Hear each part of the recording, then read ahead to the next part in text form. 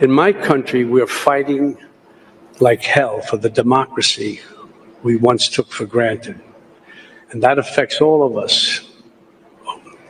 That affects all of us here because the arts are democratic. Art is inclusive. It brings people together. Like tonight, art looks for truth. Art embraces diversity. And that's why art is a threat. That's why we are a threat to autocrats and fascists. That's right, guys. Hollywood with their super high moral compass. That's right. The P. Diddy's of the world. That's right, guys. The Epsteins of the world.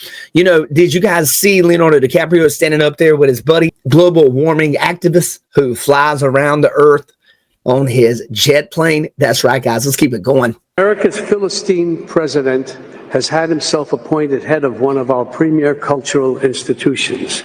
He has cut funding and support to the arts, humanities, and education. All these attacks are unacceptable. And this isn't just an American problem. It's a global one. Unlike a film, we can't just sit back and watch. We have to act, and we have to act now. Trump has not cut funding for arts. That is just not accurate.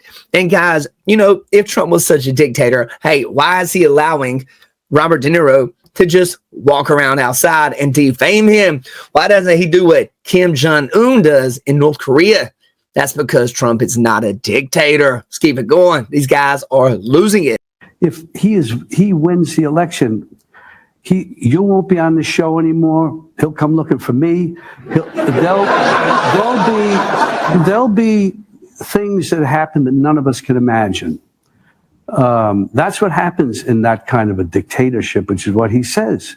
Let's believe him. Take him at his word. I did from the beginning. Yeah. I mean, I said from the very beginning, this guy is never going to concede power. All right, guys. Now looking at what Bill Maher and, you know, De Niro, or as I call him, De Weirdo, actually is saying here. This is a little bit older video. And you know what? Guess what? Trump won, and Bill Maher actually went to the White House to eat with them. Funny how this stuff ages, guys.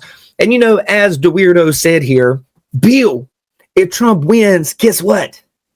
You'll no longer have this show. Well, you know what, guys? As of May 21st, 2025, Bill Maher still has this show, and he still criticizes Donald Trump. And neither one of you guys are in prison. That's right, guys. What a terrible dictator Trump has turned out to be. Let's move on to actually Ben Stiller. That's right, guys. Let's get it. It's impossible not to be aware of the fact that people feel this, you know, that, oh, wow, you know, there can be retribution from the government if you say something wrong.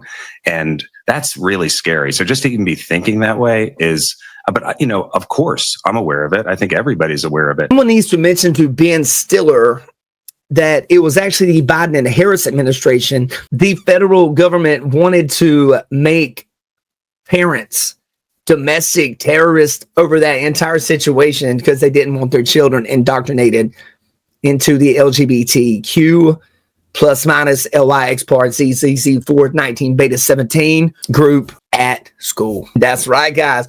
It was also the previous administration that we know now threatened social media outlets such as Twitter, Facebook, Meta, and all sorts of them in order to suppress any sort of conservative voice. So, guys, come on, man. This is laughable, man. So laughable. To be safe and to be protected, and I want very much to live on the right side of history. And I'm an immigrant. My parents are refugees from Chile. I myself was a refugee. We fled a dictatorship, and I was privileged enough to grow up in the U.S. Pedro is going to be starring in the upcoming Fantastic Four movie.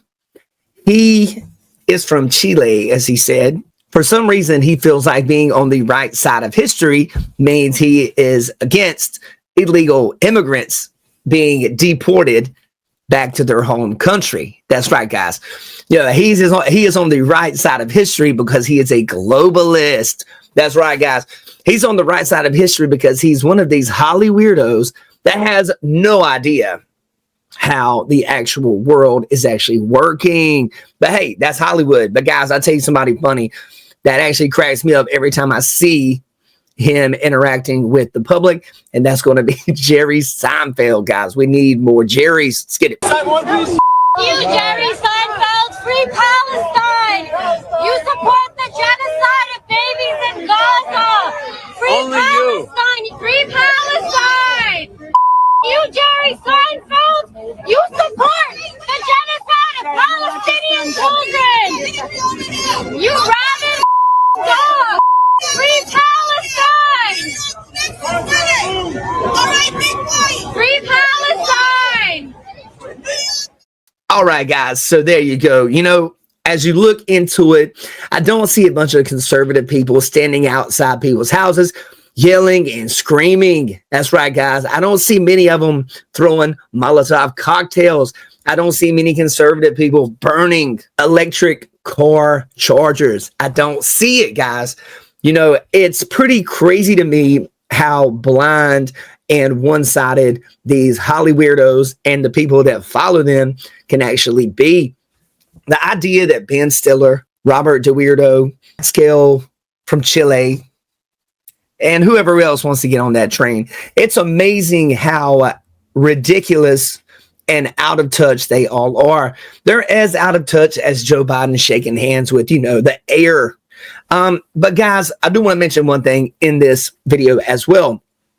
Donald Trump has actually brought, during his previous administration, Donald Trump actually brought the World Cup and the Olympics. That's right, guys, here to America, guys. Check it out. When I spoke to this gentleman who was obviously Scandinavian, seriously Scandinavian, and very nice, I couldn't get him off the phone because he was so starved for love.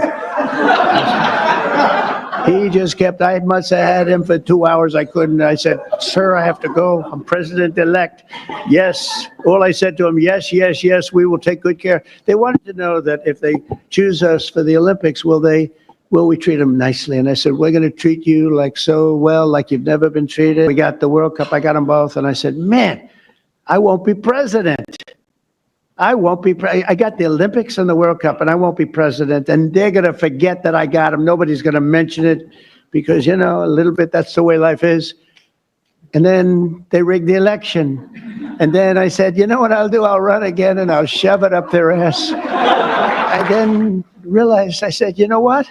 I got the Olympics, I got the World Cup, and I got the 250th. Look at the way this works out. So if they would have left us alone and wouldn't have cheated on the election and wouldn't have rigged it, I would have been retired right now. I would have been happily doing something else.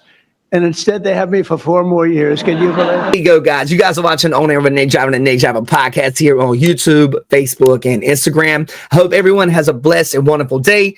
Guys, please like, comment, subscribe, or ring that notification bell, and you'll be notified of all my upcoming video releases. You guys have a blessed day, and we're going to keep watching it as lefties keep losing it. You guys be safe.